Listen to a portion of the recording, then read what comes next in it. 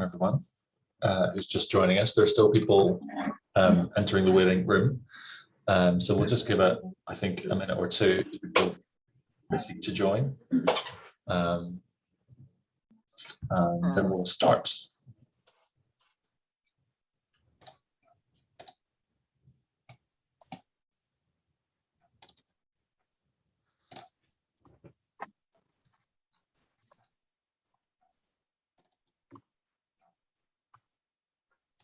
Okay, so it is just 1 minute after 1:30. The flow has slowed a little bit, I think. So that's, I think my computer's going to continue to beep and bing every time someone joins the waiting room. But hopefully you can forgive me that and we'll get going. Welcome everybody. Hi, my name is Ian McGimpsey. I am a associate professor, I think my title is now. They just changed my title and I don't really understand the new system, but I think I'm associate professor at the University of Birmingham. And it's a pleasure to welcome you to this seminar in our Researching Youth series. This series has, as you can see from the logos on the screen, been a collaborative endeavour between the British Educational Research Association's Special Interest Group for Youth Studies and Informal Education, the British Sociological Association's Youth Study Group, and the Political Studies Association, PSA's Young People's Politics Specialist Group. We did a call out for interest in this series back in the autumn.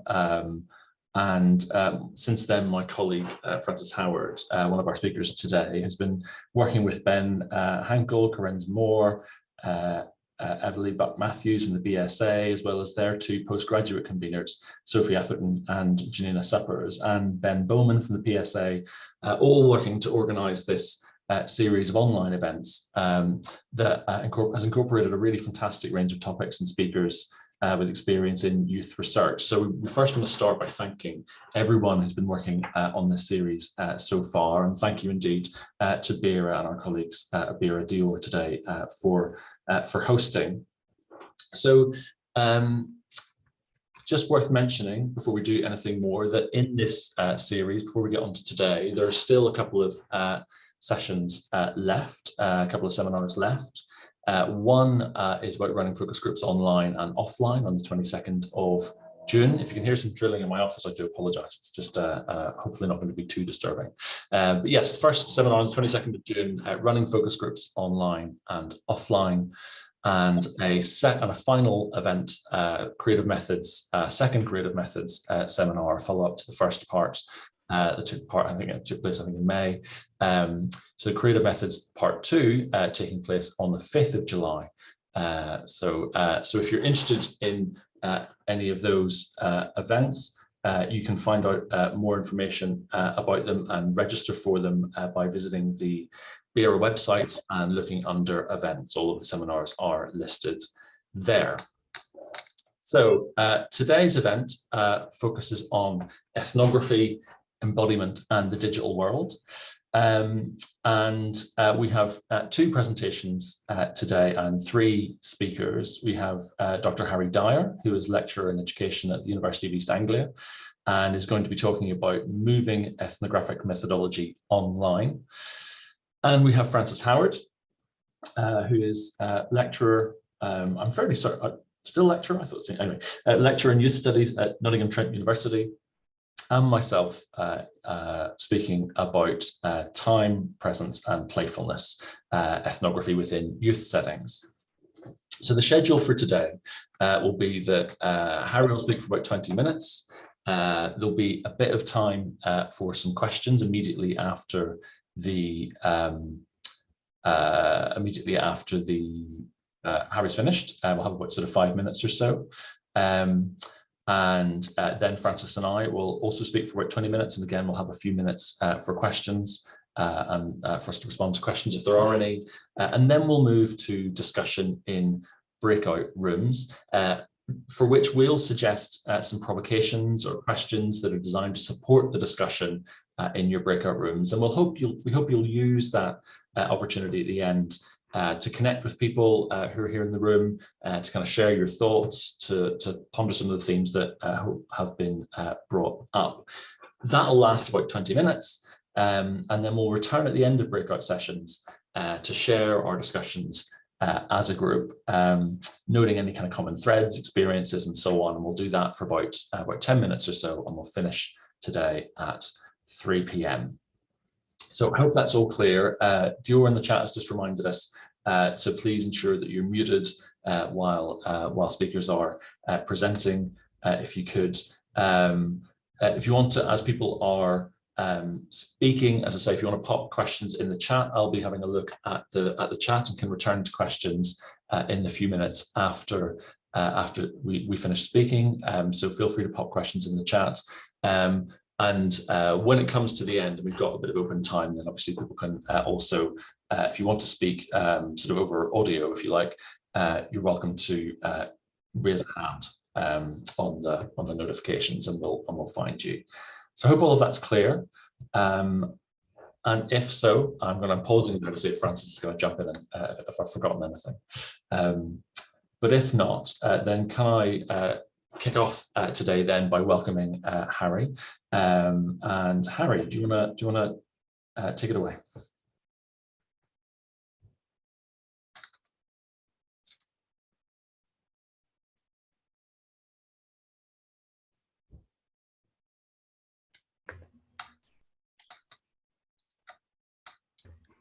There we go. I am muting myself.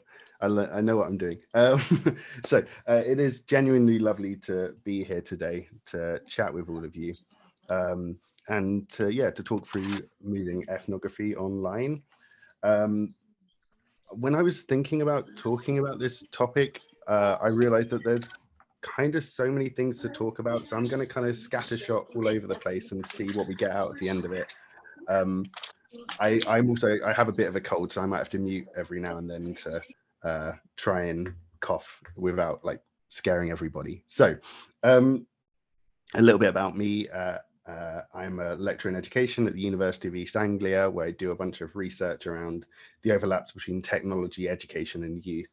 And that's taken the form of thinking about what identity is online, thinking about how technology is changing our understanding of physical spaces, social spaces, academic spaces, working with or researching flat earth communities and all sort of weird corners of the internet. And I kind of wanted to use some of those ideas to start to think about moving ethnography online and to talk about some of the research that I've done and that I've seen in the past, particularly year or so, as we've, all sort of moved everything we've done online in different ways. I guess I wanted to start thinking about what it meant to move ethnography online. As we know, ethnography is really quite broad and has so many things going into it that it's kind of hard to think about exactly what it means to conduct ethnography in the first place, yet alone what it means to do it online.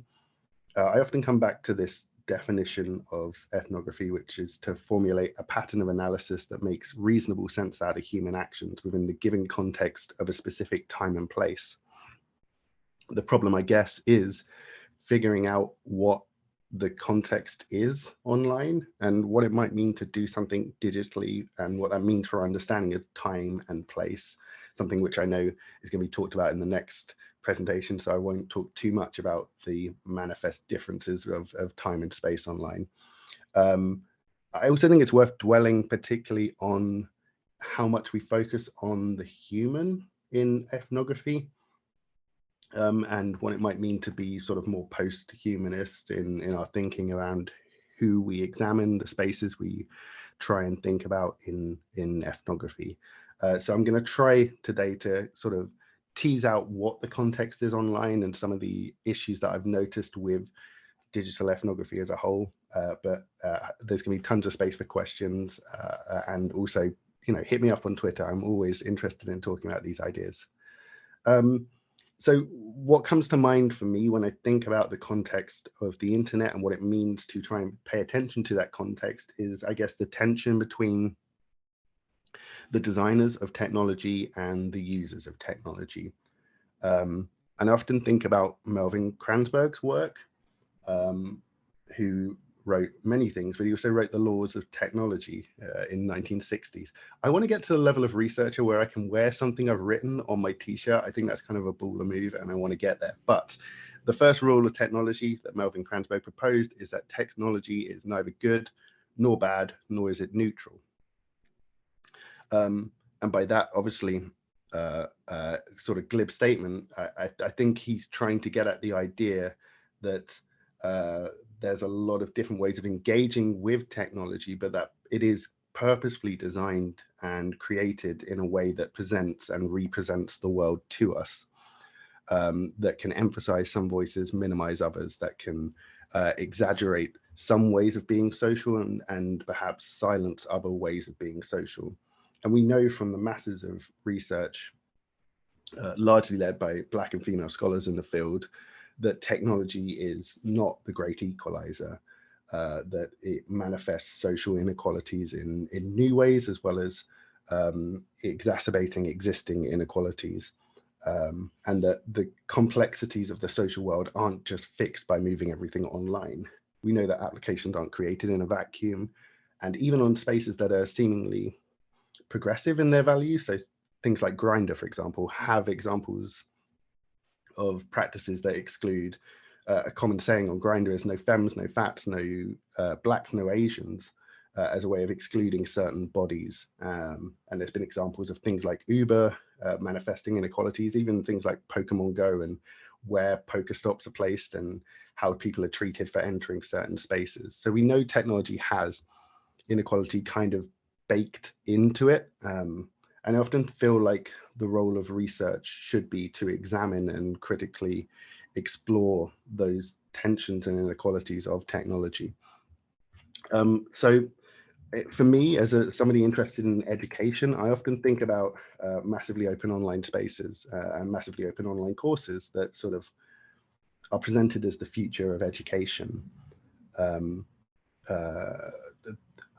Agarwal, who was the CEO of edX, said in, I think it was 2016, in an article in the Daily Express, he said, MOOCs make education borderless, gender blind, race blind, class blind, and bank account blind.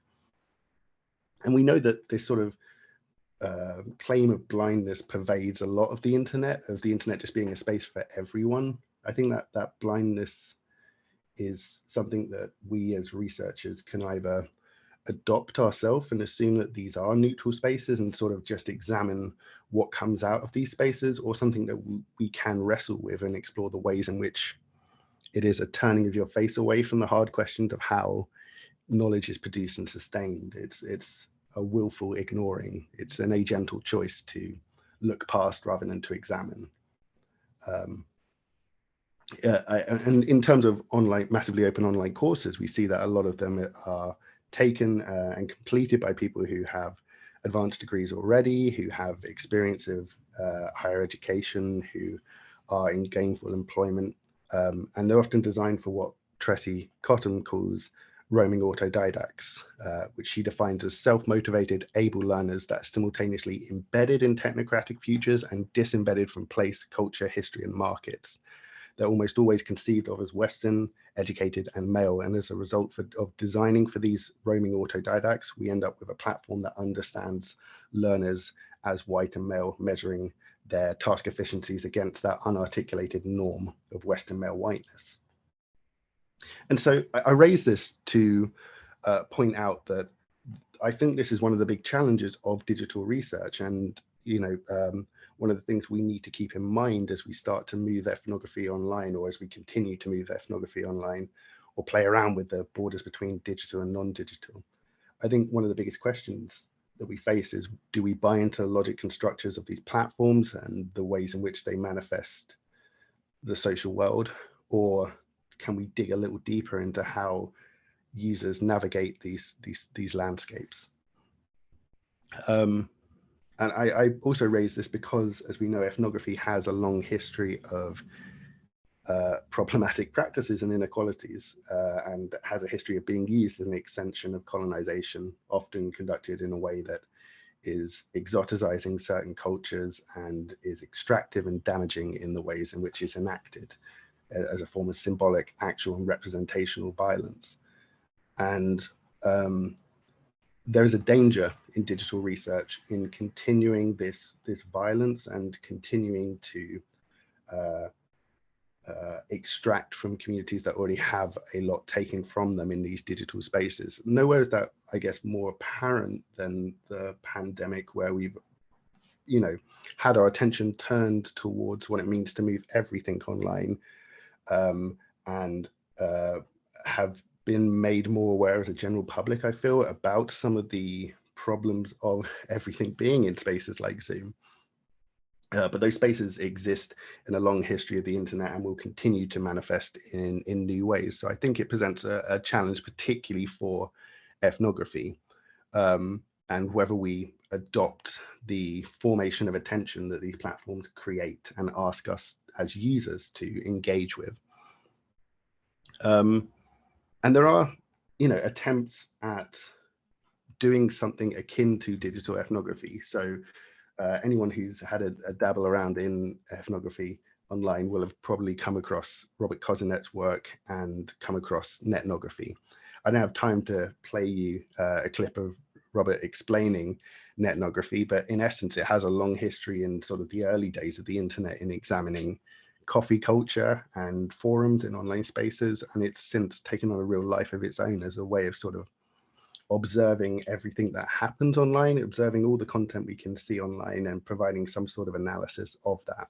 It's not akin to big data, which is just harvesting everything you see online. It's more directed, it's more purposeful than just harvesting everything and making an analysis of it. But it has kind of taken much of the forefront, I guess, of digital ethnography. And I wanted to dwell a little bit on some of the issues with the logics of netnography as a sort of challenge to anyone interested in doing digital research, to see if we can push beyond perhaps the limitations of where we're being asked to direct our attention. So Cosinet's lists a set of criteria in his 2010 version. He's updated this since in his latest version, actually. But in his 2010 version, he says we should be looking for communities online that are relevant to the research questions. I agree with that. That are active, that are interactive, that produce a lot of data, that have heterogeneous participants, and that are data rich. For me, and in my own research, I started out with this in mind as the sort of understanding of the groups and people that I should approach when I'm doing my research. But I very quickly found out that only focusing on the loud voices, the interactive voices, the active voices might not be the best way to go with any sort of ethnography of the internet. I'll give you a quick example. So one of the richest case studies I had in my research for my thesis was a young girl who lived at home with her family, and we talked a lot about the difference between having and having access to technology. And for most of her life, she had access to a joint family computer. And for half an hour a day, she'd do her homework and whatever was required for her, some research, and then she might be able to have a little bit of time messing around on Facebook or on social media. She didn't post much. She wasn't really active or interactive. But for her, Facebook was a really useful way of keeping up to date with what her friends and family were doing. During the thesis and my data collection, she got access to a mobile phone. And again, her content didn't change. She didn't suddenly become more active or more interactive or produce all that much data. But for her, the difference in agency and having access to the technology was really big. And owning that bit of technology was really important to her. And if I dismissed her because she didn't post a lot, I feel that I would have missed talking about the ways in which technology worked in her lives and following her online and offline. And many of my other participants talked about the ways they use Facebook to like stalk friends and family, and the ways in which they consider themselves part of a YouTube community by watching videos and not engaging with them, or by upvoting things, or just engaging in sort of the ephemera of the internet. And I worry that if we only focus on the loudest voices, we might miss a lot of these ways of interacting, not least because we know from quantitative research that the things that get the most likes are things that make us angry, things that we disagree with. It depends on platform by platform. Some platforms are very different in their ways of doing this, but we know that I guess I worry that we risk defining social media by its potential and not by its practice when we only focus on the content rather than the ways it's embedded into our lives. And so there's been some really good research that is trying to push against this idea and to ask us to not just listen to the noise, but think about the practices of engaging with technology. So that's something I guess I would ask you to think about in your own research, and think about the actualized use of technology. It also doesn't, just because it's loud doesn't mean it's the average use of social media. And I think we run the risk of defining social media by what we see as researchers and not necessarily what the user's experience is.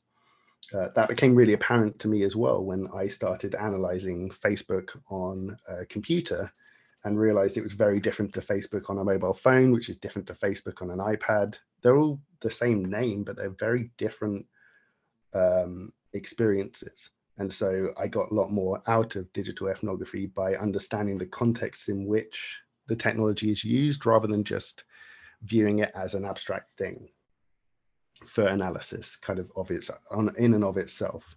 So I often head towards Sarah Pink's work here, and she says that we need to take as a starting point the idea that digital media and technologies are part of the everyday and more spectacular world that people inhabit. This means taking what we have, what they call non-digital centric approach to the digital, which also acknowledges the digital intangible, those elements of digital environments or worlds that we can sense but not necessarily see, as well as the aspects that research cannot see or sense until they are made aware of them by the research participants. As such, they're interested in the relationship between digital, sensory, atmospheric, and material elements of our environment.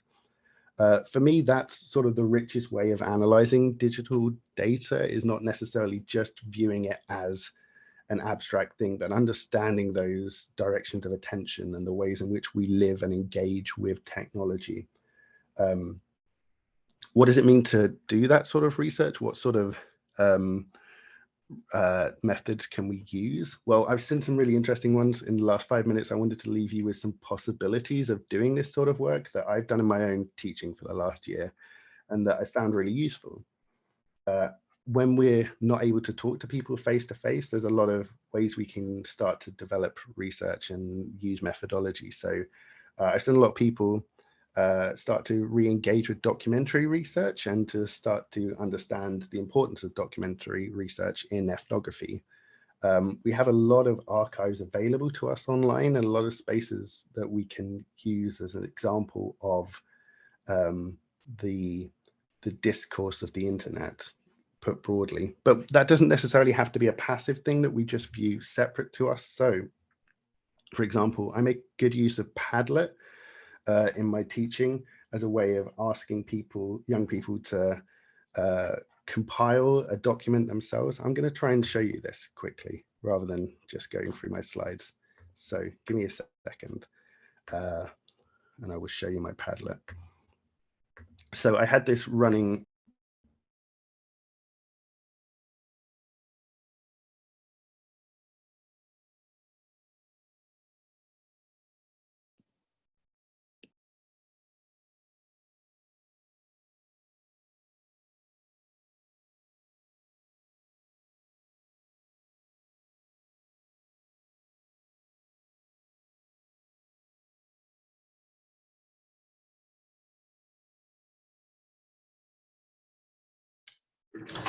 Hi, Harry. Sorry, you're on mute.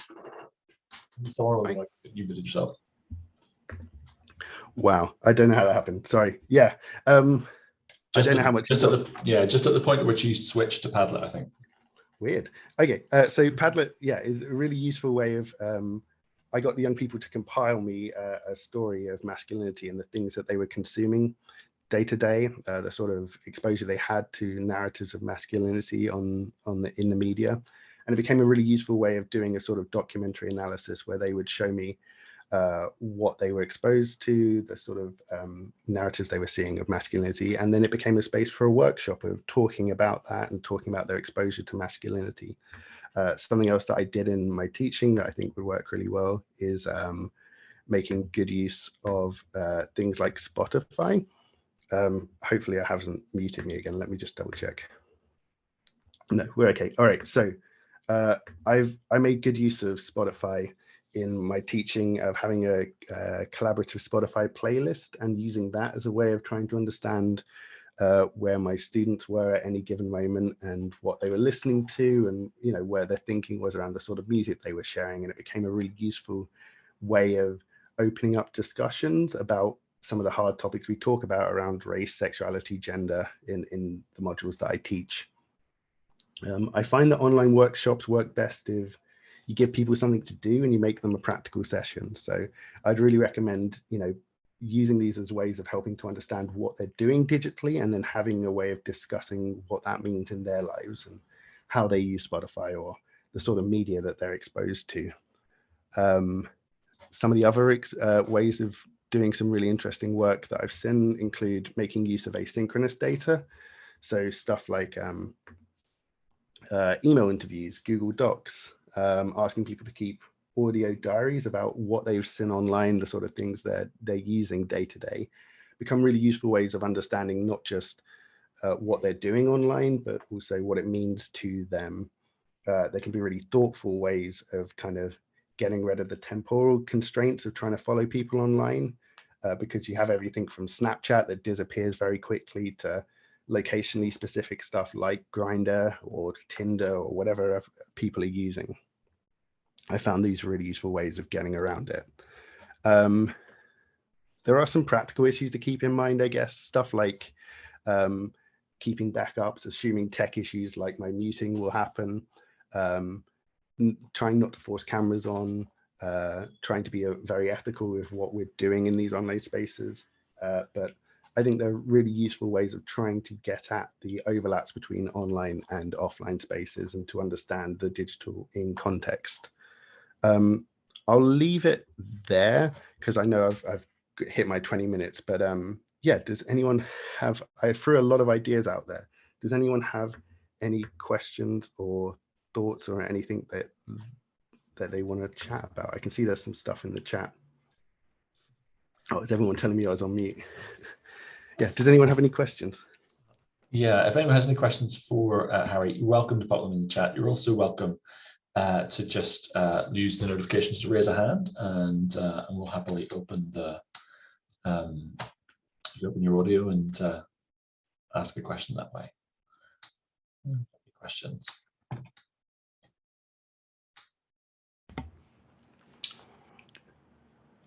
I know I scraped the surface of like a billion different things. So if there's anything you want me to go into more deeply or to chat about, please, yeah, talk to me on Twitter or drop me an email or anything. I'm always very happy to talk about these weird spaces. I wanted to, well, I mean, we probably will come back to this because I'm aware this is the sort of thing we'll come back to, I think, a bit. But I wanted to ask a bit about this, or I really liked the way that you talked about the materialities of Jeremy and Kelly. I can see you. I'll shut up in 2 seconds and come to you. But I really like the way you talked about the materialities of those online systems that have a logic and structure that then have influence. And I just wondered whether you could you had examples of that in the data that you collected. Yeah, so one of the things I looked at when I was looking at identity online was how young people navigated these tensions of design.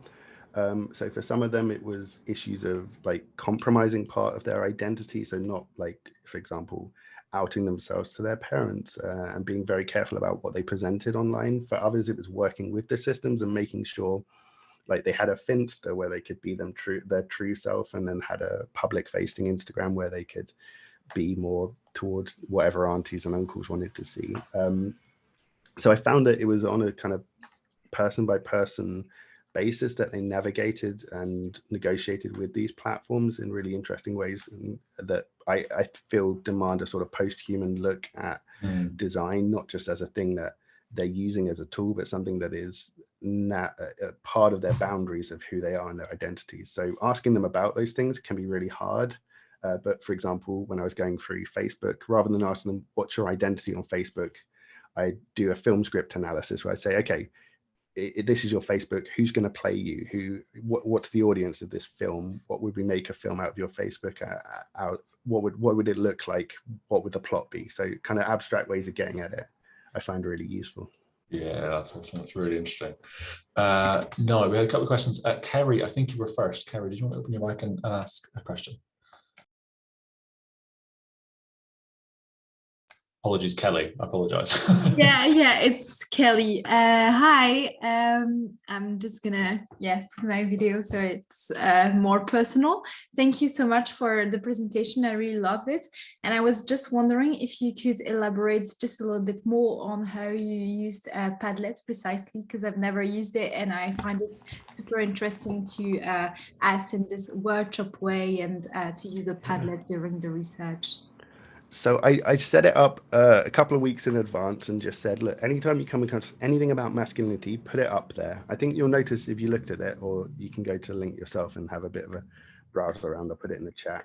But they can also make connections between things. So they'd like make connections between what is toxic, how they're using fatherhood, and like they came up with the links themselves, but it's really simple. I just opened it up to them and said, anything you want, put on there. So you can put in videos, you can put in links. It's a really open and kind of playful way of reorganizing data. So it's not just this abstract list of documents, but it's a sort of mind map of everything that they've come across. So yeah, I found it really useful, and I would recommend just setting it up a little bit in advance, giving them a task to do, and then coming together for a workshop to talk about it.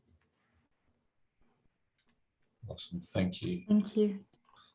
Jeremy, you had a question. Yep. Hi, Harry. I was really interested in what you said about non-digital centric approaches, that sort of digital intangible space. What kind of things, can you think of any examples that we might be able to sort of think about and take forward in terms of non-tangibles? Yeah, so someone else asked in the chat as well about how you like negotiate lurking and those sort of things. So for me, it was asking, I very early on, I came with an assumption around what social media was and what spaces they were in, but very quickly I realized that wasn't necessarily what they were doing in a day-to-day space. So rather than just following them online, I sat down and had hour-long interviews with them all that I checked in kind of monthly to see what they were doing and what they were up to. And in those interviews, we talked about like the 20 different selfies that they'd taken versus the one that they'd put online, or how they thought about like what was in their draft folder on Twitter, like what hadn't they sent out, or the sort of things that they liked, or the sort of things algorithms were showing to them. And it relied on them choosing what to show me, and also choosing perhaps not to show me certain things, or to restrict what I had access to. So rather than, assuming that it's public and that I could take anything they wanted, I allowed them to kind of navigate my attention as a researcher towards what was important to them. So for some of them, it was largely just talking about how they lurked around on someone's YouTube page, or we watched a video together and they told me like why they liked it or how they engaged with the comment section. So for me, it was just like good old-fashioned interviews. Just sitting down and talking to people is genuinely a good way of getting away from just looking at content alone. Yeah. Thank you very much. Awesome, thanks, Jeremy. We've got a couple of questions in the chat. We'll take these couple of questions from Aisling and N Newton, and then we'll move on. Aisling, I hope I'm pronouncing that correctly. Aisling asking about whether you've used comics with young people to prompt conversations in ways that they might find interesting, and a particular interest in your work on comics. Yeah, as you can see in the background, I'm a huge comic book nerd, and from giving a random lecture about comics, I kind of built a theoretical framework around comic books as a way of trying to understand what social media was, and it was really useful for me to think through those. But I also find it's a less intimidating form of building a narrative. So I asked the young people to like think about what their comic books would be if they build it out their Facebook page, because it's this mix of images and text and comments and sort of really odd multi-sensory spaces, multimodal spaces, to borrow like Gunther Kress ideas.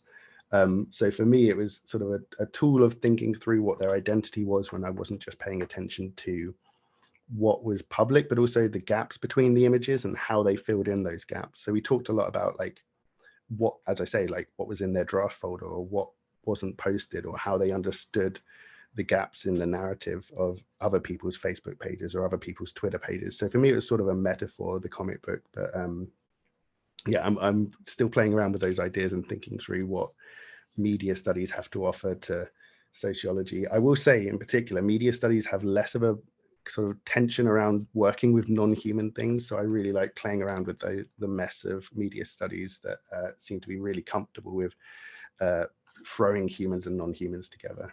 Yeah. And we also had a question from N. Newton, forgive me, I don't know your first name, but interested in issues of surveillance capitalism and the way that social media platforms seek to manipulate behaviors, and specifically how we can operate critically and remain critical of the effects of those algorithms while the participants we're working with might not be aware of their effects. So I found that the young people that I was talking to were really aware of the idea that they were being presented certain logics, certain topics, and perhaps being hidden from other things, or that wasn't a part of what they were doing. So we talked a lot about, you know, what they were seeing, what they weren't seeing, and what that meant for the sort of ideas that they had online. But once again, in terms of like the surveillance capitalism side of it, I let them show me what was important to them or how they found these spaces. And some of them, you know, would just go wherever the algorithm sent them, and some of them would purposefully seek out spaces. I think there's been some really interesting and sensitive work being done on this. So Isabel Gerard, Crystal Aberdeen, and many others are doing some really cool work around like thinking about the sort of surveillance in online spaces. And yeah, there's some really cool critical work coming out there. So I'd point you towards that work in particular.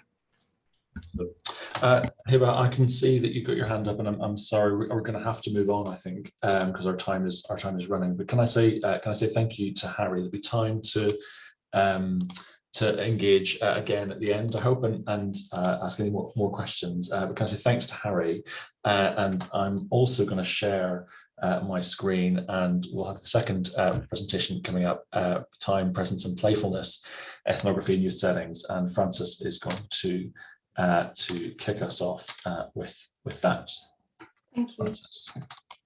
Thanks, Ian.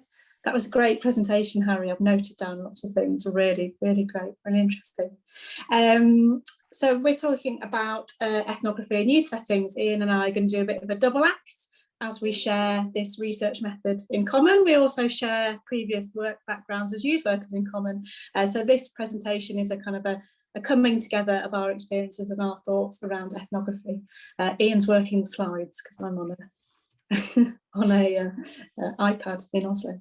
But just a bit of an introduction into ethnography and embodiment. You know, ethnography has got this long history of being used to undertake research with young people, mainly due to its responsiveness, its adaptiveness to both the different spheres that young people inhabit and the diversity of youth cultures. So this also includes, and I also draw on Sarah Pink's work that's really influential to me as it is to Harry, sensorial, multimodal and sometimes collaborative approaches to ethnography that have been well documented. So more than simply, you know, this kind of participant observation, for Ian and I, our approach to ethnography is very much based in our youth work practice. We would hang around with young people as youth workers. We develop these supporting relationships, which then in turn would generate rich data. So whilst the digital ethnography that Harry talks about offers new ways of recording, analysing, sharing and presenting data, for Ian and I, this kind of embodied presence of the research in the field was a much more traditional approach and serves as actually quite a nice complement. And our approach to ethnography, as I said, was influenced by our youth work backgrounds, but this sustained kind of hanging around with young people in various settings, in youth clubs, in kind of alternative provision, in school settings, detached settings, and building this rapport, adapting to the different environments as young people did. I'm going to hand over to Ian now for the next slide. Yeah, so we thought what we'd do is each basically talk a little bit about some of the work that we did. So talk a bit about our project, and then we'll talk a bit about field notes, actually trying to sort of show, not show, I guess, but to talk through field notes and describe field notes and read some out even before we move on and kind of talk a bit about some of the kind of themes that we're drawing out here. So if I start with just talking about some of the work that I'd focused on and drawn my field notes from, it was what I just ended up describing as youth service assemblage ethnography, and the context for this project was that the long period of disinvestment in youth services over the last more than a decade now, and we're in the settings I was in. There were changing flows of cash to local authorities from central government. Within local authorities, kind of ring-fenced money was removed, and there were other kind of priorities, and overall local authority budgets have fallen. And then within youth services more directly, a kind of a growing language of impact and social investment and returns on investment. So that was kind of the context, and the aim really of a lot of the work that I was doing, I think, was to try and understand the relationship between this policy context, this policy and governance context, and some of the local subjectivities and practices of youth work and young people. And so what I did was I kind of observed the activity of 10 youth workers across 12 sites. And actually I spent about a year in one place and then went roaming. Basically was how that works. It was asymmetric. I spent a lot of time in one place and then moved around quite a bit. So in total it was sort of 18 months across 3 regions of England, and it took in, as Francis says, open access centre-based youth work, targeted project work, lots of kind of variety underneath it. And most of what I was gathering was pretty traditional, really, field notes, interviews. But I also had a focus on policy discourse because the kind of framing, I suppose, of the work. And analytically, then I began to think about, as the kind of, I suppose, the assemblage language hints, began to focus on kind of the connections amongst quite different elements. So elements of policy making, budgets, as well as some of the things you might more traditionally kind of think about. So I was hanging around in offices as well as with young people a lot. I was looking at kind of files and folders and like marketing materials, as well as hanging out with kind of young people and youth workers and kind of and being part of those settings too. Francis. Well, my focus in a kind of a different stream was very much on the young people, and I conducted what I then called an arts-based ethnography. So my project was looking at youth centres that did different arts projects, and this might be just a kind of a drop in and make a little film, or it might be using a sound recording studio to more kind of sustained programmes of like weekly sessions and arts awards and that kind of thing. So for me it was about observing but also participating in, this was the work background that I came from as a youth arts worker, that I really wanted to get involved and do what the young people were doing. So we had that kind of shared frame of reference.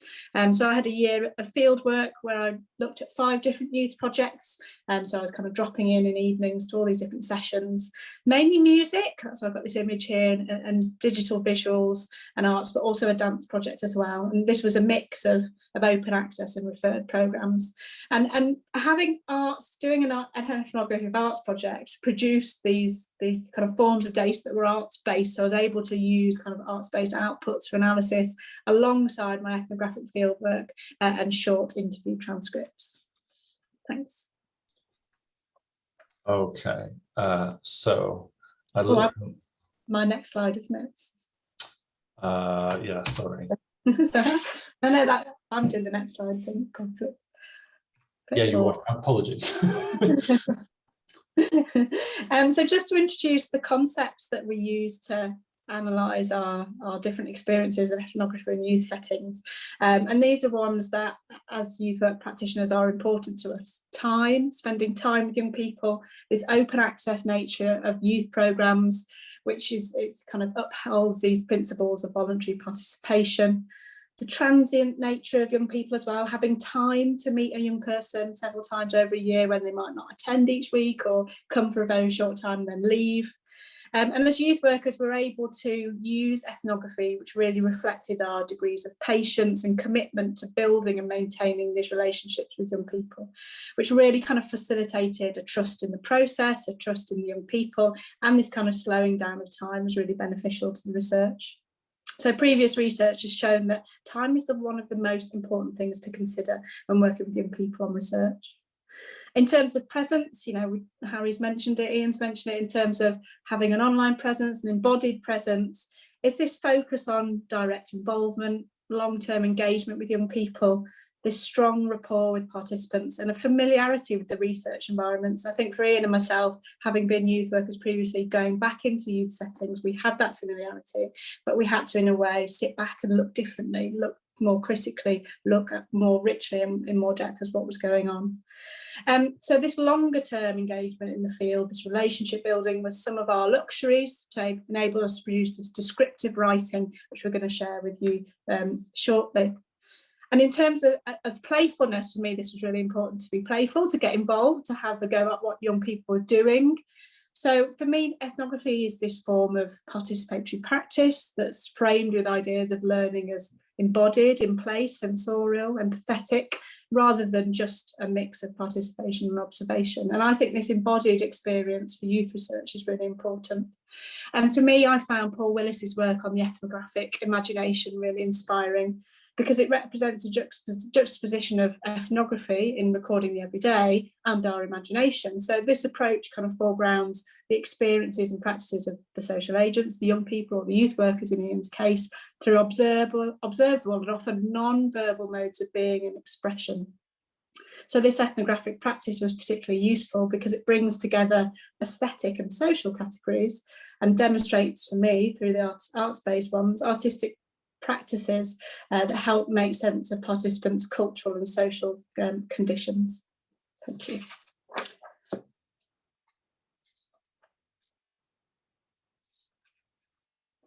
Sorry, I'm in a mild panic because not only is the drilling in the background of my office all of a sudden it's just temporarily stopped happily, but also my mute button keeps disappearing off my Zoom screen. So forgive me.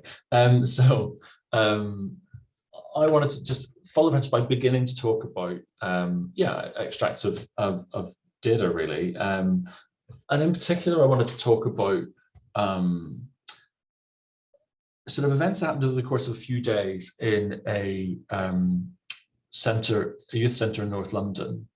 And this set of field notes focuses on, I've called it following the money, it focused on how money was working. And I've kind of mentioned that broader context of like fiscal policy and budgets and a policy sense of value with respect to kind of youth services. But this was really about money as it worked in the setting itself, like in that youth centre. So talking about the context of a youth centre in North London, I'm calling it community mission because of the nature of its kind of background, and about the way that money makes things happen in this building, in people's relationships to each other and themselves, to people's feelings. I'm going to be mentioning three people. Stephen is the youth worker who I was observing as part of the research. Graham is the person who's run the community mission for over 30 years and was paid for by the local authority, but it's just been made redundant in a few weeks. So immediately there's a kind of fiscal context to the that's was always kind of quite effectively charged. And also Liam, a young person in his mid-teens who lives locally and has attended the centre since he was a kid. And when you go in the building, part of my films are about the building itself and the oddity of the building. So some of my notes say that the bulk of the ground floor is taken up with a large, open, split-level room. The upper level has some seating at one end, and down 2 or 3 stairs is a flexible space that could be used for many activities, but currently had a ping-pong table and 2 sofas in it. The room is bright with a high ceiling. There's some posters and art on the walls, and it's set up for people to congregate and socialise.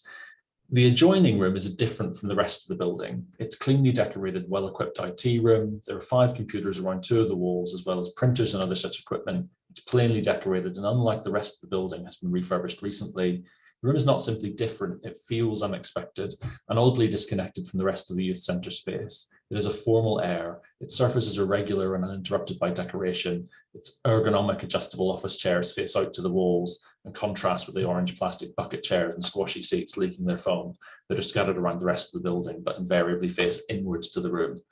there's a subtle security camera in the false ceiling of this different room, and there are security railings along the insides of its doors. There are no other room has these security fittings. So immediately, like, the space itself felt different. And what Stephen explained to me was this room had been a snooker room, which, to quote him from an interview, was not used, just packed with this massive snooker table for 10, 15 years. No one was using it, which is a very clear sense of use, right? Immediately coming out of what it means to use a space.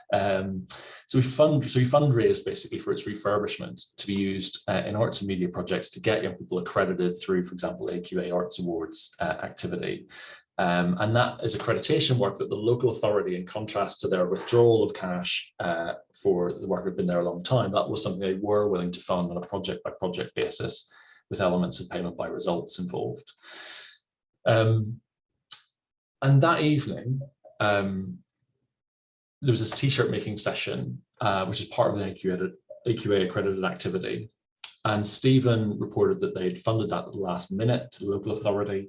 Local authority funded at the last minute, given them money to do that activity taking place that night. And he'd taken cash and was going to buy t-shirts with some of the young people who were going to do the activity that evening. Well,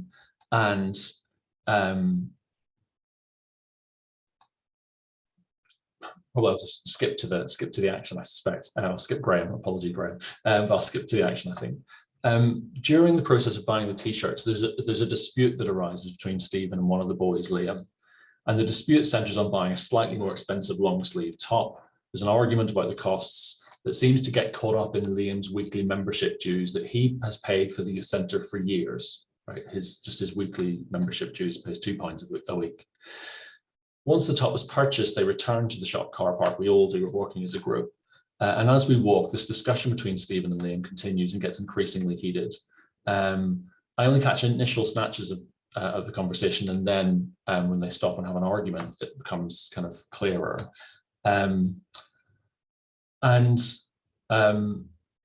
Basically, there seems to be this argument about the amount of money, basically. Stephen says, angry, frustrated, says, this man, referring to Liam, comes to the project today, right? And you're trying to get your every pound out of the project. You're talking about getting ripped off, but what about your subs? Liam, hey? Stephen, you don't pay. Liam, angry, voice raised, animated gestures. Yeah, I do. Stephen, you even told me you don't. Liam says, I pay my £2 a week, but I pay several weeks at a time, and I help Mrs. Carter, who's a local community figure who founded the Community Mission Centre. She's the person who funds Graham. Stephen says, yeah. Liam says, who funds the mission? Stephen says, no, she doesn't. Liam, quietly, I help her out. Stephen says, she doesn't fund Graham. Liam says, I'm going to ask Graham anyway. And if Graham says I have to pay, I'll pay. I'll pay to him. I'm not giving to you. And they have this, it's quite a furious row. Like, it's really raised voices and it's angry. And I suppose just in that data, I think what was really clear to me subsequently was that in this space, there were two territories being constituted by two different principles of organization, gathering up the same people, the same building, the same materials in some way, but organized under two different principles. And there was this tension between the two that, as I spent time there and, you know, had relationships with them and got a kind of feel for the relationships, I think became really, really clear and clear in conversations like moments like this. One I'd refer to as a new youth service assemblage in other writing, where value functions according to ideas of social value, impact and return on investment. Think of, in parallel to this process happening here, the National Citizen Service, the NCS, how they articulate their worth is £1 spent on every pound spent on the NCS, we generate 2 or 3 or 6 or 8 pounds of value to the taxpayer. And in which buildings and youth workers and young people are incorporated in these kind of discursive material networks of governance. The space of the centre is quite abstract in a certain sense in this setting. And there's a sense of time that operates with a kind of staccato rhythm of projects beginning, middle and ends. And that is in contrast with this local setting in which value is articulated and represented more in terms of long-term connection, trust, the symbolic status of local trusted leaders of long standing. And so you get this relationship between these two planes of organization, almost like these two things that, as I say, gather up and organize in the same place, and this tension. And really felt like this moment of this fight, this argument was this, it's kind of static. it's a kind of effective static charge that was building up, a tension that was building up and gets suddenly discharged, gets suddenly grounded. And it was destructive in some ways to relationships, but it actually articulated something really clearly. And also, interestingly, didn't really change the structural situation that was producing those tensions in the first place. So I'll shut up there, Frances, sorry. Thank you. I too am going to read some of my field notes. I'm going to recount an evening at one youth project, which had a makeshift studio, which was actually just a converted cupboard called the Booth, with lots of cardboard on the walls. So I'll read my field notes extracts, and then I'll talk a bit about how we analysed using the concepts that we introduced. Tamara is in the booth tonight. A sweet singing sound comes out of the studio speakers, accompanied by light acoustic guitar music. A large piece of cardboard has been put over the window of the studio to give her privacy. I overhear one of the young people saying that she gets nervous when she's performing, but so did they. They recall the first time they went in the booth, the fear, the nerves, but now they can smash it. It's an interesting journey that the young people go through. The love of music, the emotional investment in writing their own lyrics, the mastering of sounds, and the confidence of performing and recording. Then everyone comes out of the booth to listen back to Tamara's song. Everyone sits quietly, concentrating. At the end, there's applause. Comments are based around a huge improvement in just 10 weeks, from the vocal exercises, the projection, the confidence, and just as a point of comparison, they play the song that Tamara made 10 weeks ago. It's a very different sound, both in style and maturity, and one person comments how effective it is to have two to compare, to really see the journey travelled. Sometime later, it's back to the booth for the lads. They're enthusiastic, competitive for booth time, a different vibe altogether, a big energy when I enter the room. Fast spitting to grime music, and then a more slow, chilled out rapping track. I talked to Jack about the values, what he values about the project and making music. Mainly, it's this time going in the booth and freedom and support to record what he wants. He tells me how it feels to make music, to talk about his life. It just flows, he says. It's about the support of the project to realise his dreams, to make it big. He's set himself the aim of a 10-track album, and he's really pleased with the 2 tracks so far and the artwork that he's produced for the cover. So I've got lots of these kind of little mini episodes of why young people were coming to particular projects. And I think what ethnography enabled me to do as a researcher is see this journey travelled over time, to have that kind of presence in their room, that accepted presence, you know, just another body in the room, just another worker in the room, to sense the fear, to sense the nerves. And for me, this playfulness was talking to young people after I'd seen them create something or perform something, or they shared something with me, this kind of going of the flow. And for me, ethnography was really important about being part of their creative process.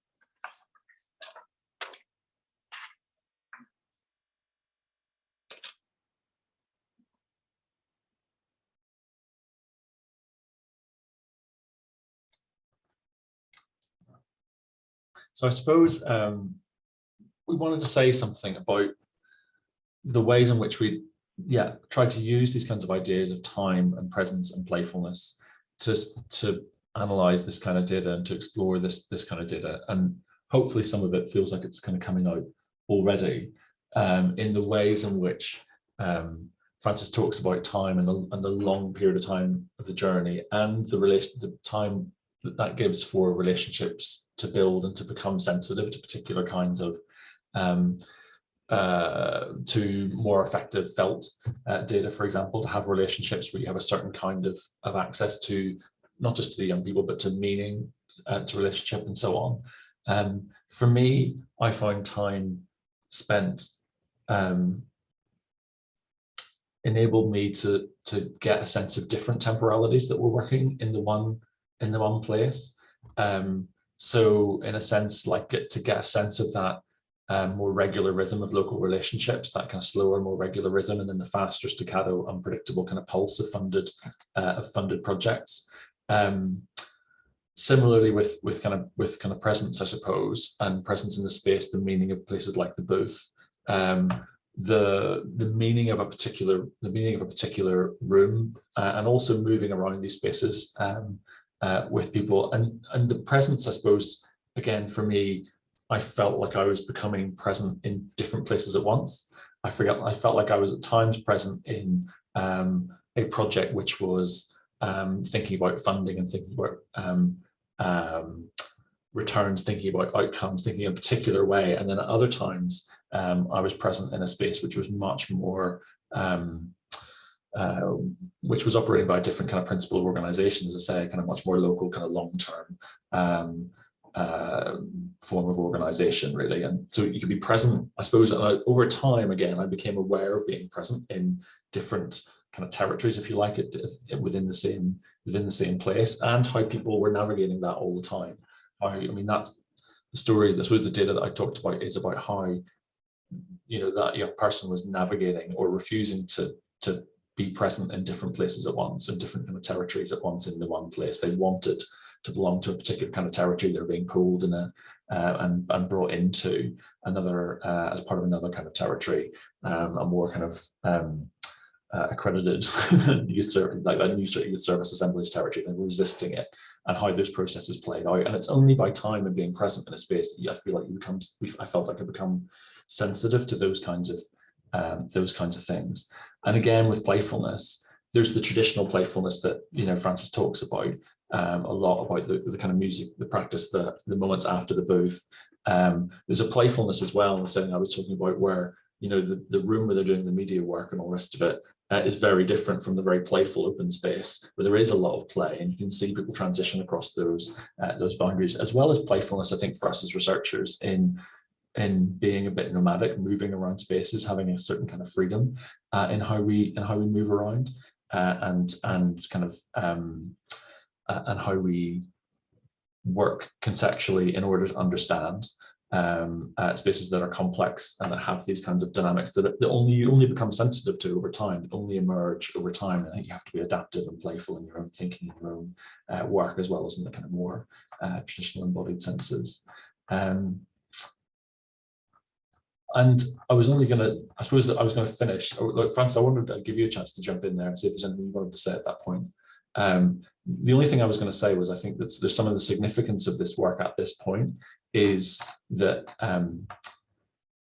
you know, when Francis and I have been kind of working previously, we've been looking at things like, we've looked at Federman's work, for example, about the role of ethnography and evaluation around often publicly funded projects like youth services and youth projects. And he talks about, this is from 1986 in an article called Conceptual Crossroads, Methods and Ethics in Ethnographic Evaluation, but he talks about code switching, the idea that researchers should switch between a kind of switch between an interest in the kind of semiotic and affective and cognitive and experiential dimensions of ethnography to a consideration, or in his quotes, objective consideration of how well the system works. And I suppose we wanted to think about, actually those tensions are still there a lot of the time for ethnographers doing this kind of work with young people, between the kind of governmental networks that young people are caught up in, and youth is caught up in, youth services are caught up in, and our own kind of, again, that embodied presence in the setting, I suppose, brings up tensions with other ways of being in that space that don't necessarily speak to. And then I wanted to suggest this idea of disorientation right at the end, that there's an embodied practice of disorientation that evolves, where it's like, how do I disorient from one set of concerns and values in one network, and subjectively move through to other forms of value and meaning and so on that are going on in this space. And actually, because that's what subjects in these spaces are often doing, they're moving across these kind of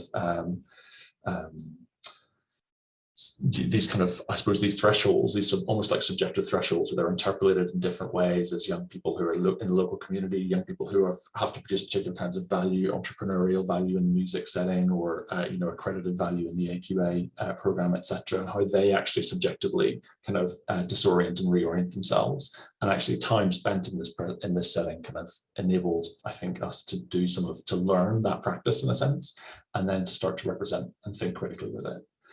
So I'll shut up at that point as well. Stop. I should say stop there. I'll shut up. I'll stop there. Is that all right, Francis? Yeah, no, that's great. Thanks, Ian. Thanks very much. Yeah, so thank you. Thanks very much. I'll unshare screens. I don't know if anybody has any questions. I'm going to have a quick look at the chat. There was a question about Fetterman popped up. About what, sorry? About Fetterman. Oh, yeah. It was Fetterman, not Featherman, Annie. Yeah. Non-ethnographic evaluation. I think it was Fetterman, wasn't it? It's Fetterman, yeah, Fetterman. That was from 1986. And interesting as well cited, and interesting because it's a whole set of debates at the time in the kind of 70s and 80s about the role of evaluation and research, particular forms of research and evaluation, and how public money gets spent on services. They're often about, education in young people and so on. So yeah, it's kind of an interesting point of debate that actually I think really resonates with now, and poses us methodological questions, I think. Yeah. That segues nicely into some posing of questions for you guys for thinking about discussion. Yeah, absolutely. I did have some provocations. I'll share my screen again. Just as we move into give you some space to kind of talk and think together in breakout rooms, we wanted to suggest just a few provocations that we thought might come up from some of the presentations. You can see them on the screen. What's the place of embodiment as ethnography moves online? Can the practice of digital ethnography manage the politics of voice online? And how can we incorporate these kinds of insights into our own ethnographic practices? What should ethnographers' response be to big data? Again, Harry raised that question. For us, is there a continued value in ethnography as a practice of being present with young people and embodying presence, or what is that value? And can playfulness really be a meaningful methodological idea in ethnography, or what are its constraints and limits? So those are just like suggestions. You don't have to deal with those questions. You will have your own thoughts, no doubt, but they're there if you were feeling like they're useful. What we'll do is we'll spend about 15 minutes now, I think, in breakout rooms. If you can be prepared for the idea that we will maybe do a bit of reporting back at the end, or people should feel like there'll be a space to speak into and say what your kind of group is talking about. And I think Dior going to organise those breakout rooms and send people in now, I think. Thank you, everybody, for, I hope the breakout rooms were kind of, hi Finn, hi everybody. Yeah, if people want to turn cameras on, there's fewer of us now, so feel free to turn cameras on and wave and say hi. So thank you, everybody. I hope that was a really useful conversation. I know in our group we were talking about field notes, we were talking about representation. We started getting into the politics of all of that, both of like the place of field notes and kind of representation of the politics of that, but then also the politics of the spaces, and there's loads of stuff. But can I open the floor? We've got about sort of 5 or 6 minutes left. Do people want to kind of relate back the kinds of things they were talking about, or further questions or anything that came up in their group? Yeah, Frances. I'm happy to share from the group that I was lucky enough to be in with Maddie, Anna and Gwan. Anna actually coined a phrase which I've put in italics here, because she said, we're not doing digital ethnography, we're doing ethnography of the time we were in. So obviously referring to COVID. So within the group I was in, there were people who planned an ethnographic design, COVID happened, they have to move stuff online. That doesn't necessarily now make them digital ethnographers. They just used online platforms to generate data.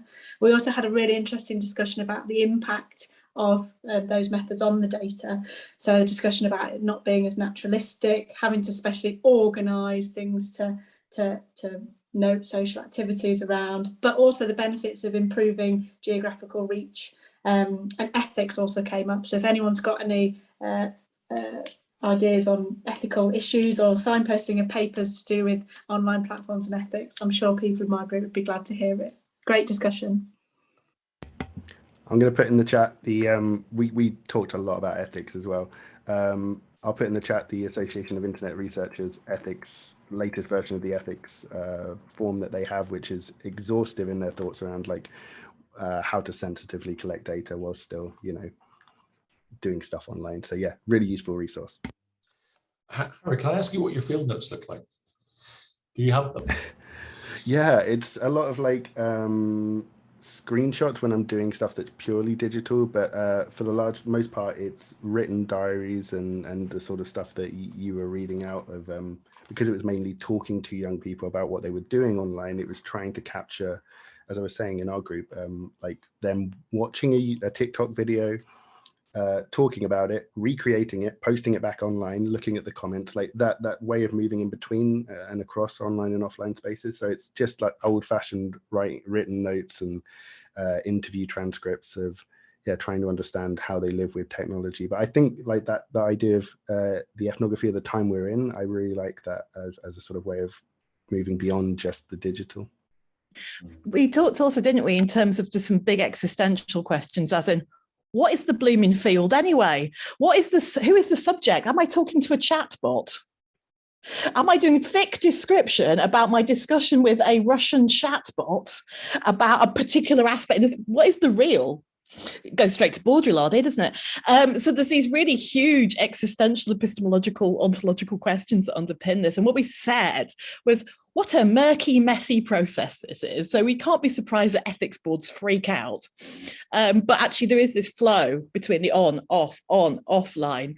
And at least if you're working with them offline, you kind of know whether someone's real or a chatbot, usually. I guess. Yeah, sure. We can say that. We still know what real people are, I think. Do we? I'm not sure. I try to say that. So I'm not, what would Deleuze say? We'd say no. Yeah. Any other things that came up? Any big themes that came up for people? Ethics is a really it's fascinating. Ethics has come back up, and also fascinating about the register in our discussion as well. There's a lot of like old-fashioned type chat. You'd said old-fashioned field notes. And we had quite a bit of chat about old-fashioned, like we wanted to go back and write. Well, I wanted to go back and write like sort of longer monographs to try and get out, because articles are actually useless for trying to get out this kind of data, the kind of data that lives in field notes. And where does this stuff live now is like a question when old-fashioned forms of publication are either less valued or less available to some degree. I think that gets at the idea of like, what I loved about both of your field notes is like, not only were they talking about playfulness, but they were kind of playful in the language choice and the way that you're describing it, that thick description that we were talking about. And I kind of feel like we can bring that playfulness into the work that we do. And you're right, like journal articles are perhaps not the most playful format either. They're kind of restrictive in what they do. So I do wonder if there's a space for still like playful ethnography, and it might be just living at conferences now on, but who knows. And funny enough, that's exactly what I said, was it lives in spaces like this, and then I worry that it doesn't live elsewhere. Thank you, Tanya. Yeah, I'm aware we're hitting 3 o'clock, so if anybody needs to run, they should run. If there's time for, bye Finn. If there's time for anybody else who wants to kind of open their mic and just as a last thought. Otherwise, can I say a huge thank you to Harry, to Francis, to all of you for coming, all of those people who have been part of any part of the day, and indeed to Bira for organising, to the British Sociological Association, to the PSA as well, Politics Association. For this. Remember, we've got a couple of events coming up. Do check out Bira's website under events and see anything more happening in the series you might be interested in. And otherwise, just say, can I say thank you to everybody? We also have, I should say, from Bira Youth SIG, I forgot, as a coordinator, I should remember this. There's also the Youth SIG annual meeting happening after the event in July, the Creative Methods event in July at 3 o'clock. So do bear that in mind too for members. But great to see you all. Thank you so much. Yeah, we shall hopefully hear from you all soon. Thank you, everyone. Great to see you.